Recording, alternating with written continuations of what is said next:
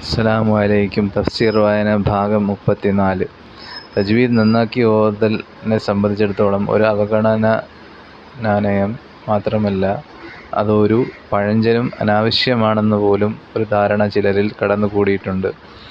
വേറെയും എത്രയോ പ്രവാചക ചര്യകളെ ഈ പരിഷ്കരണവാദികൾ പഴഞ്ചനാക്കി പുറംതള്ളുക പതിവാണ്.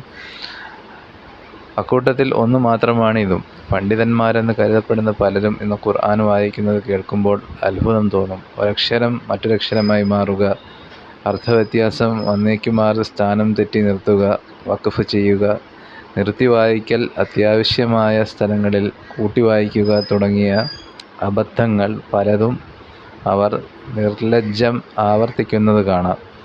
അതുപോലെ തന്നെ അറബി ഭാഷ അല്പമൊക്കെ കൈകാര്യം ചെയ്യാൻ അറിയാവുന്നവരിൽ പോലും തെറ്റുകൂടാതെ അറബി എഴുതുവാൻ ഖുർആൻ വിശേഷിച്ചും കഴിയാത്ത പലരെയും കാണും. ഇതിലെല്ലാം ഇത്രയും അവഗണനാ നയം സ്വീകരിക്കുന്ന ഇതേ ആളുകൾ മറ്റു വല്ല പുസ്തകങ്ങളോ വർത്തമാന പത്രങ്ങളോ വായിക്കുമ്പോൾ ഒരാളുടെ പക്കൽ വല്ല അക്ഷരത്തെറ്റോ വടിവുകുറവോ കണ്ടാൽ അത് വളരെ പുച്ഛത്തോടു കൂടി വീക്ഷിക്കുകയും ചെയ്യും.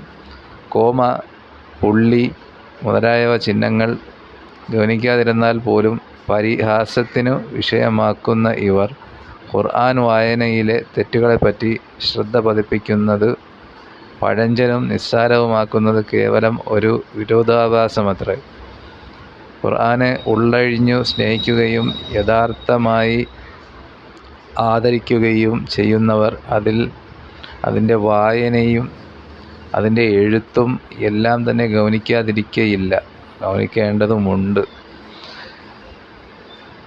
എഴുത്തിലും വായനയിലും അറിഞ്ഞിരിക്കേണ്ട ചില കാര്യങ്ങൾ. ഉസ്മാൻ റളിയല്ലാഹു അൻഹുവിൻ്റെ ഖിലാഫത്ത് കാലത്ത് പല രാജ്യങ്ങളിലേക്കും മുസ്ഹഫിൻ്റെ പകർപ്പുകൾ അയച്ചു കൊടുത്തുവെന്നും അതുകൊണ്ടാണ് മുസ്ഹഫുകൾക്ക് ഉസ്മാനി മുസ്ഹഫ് എന്ന് പറയപ്പെടുന്നതെന്നും മുമ്പ് പറഞ്ഞുവല്ലോ. അന്ന് ആ മുസ്ഹഫുകളിൽ അംഗീകരിക്കപ്പെട്ടിരുന്ന സമ്പ്രദായത്തിലുള്ള എഴുത്തിന് ഉസ്മാനി എഴുത്ത് എന്ന് പറയപ്പെടുന്നു.